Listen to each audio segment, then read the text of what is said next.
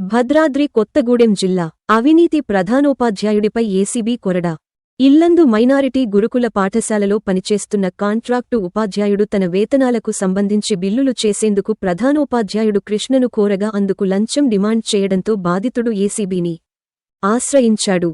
ఈ నేపథ్యంలో కాంట్రాక్ట్ ఉపాధ్యాయుడు 2000 రూపాయలను ప్రిన్సిపాల్ కృష్ణకు అందిస్తుండగా ఏసీబీ అధికారి రమేష్ మరియు సిబ్బంది ప్రిన్సిపల్ కృష్ణ అతనికి సహకరించిన అటెండర్ కృష్ణను సాక్ష్యాధారాలతో కేసు నమోదు చేశారు.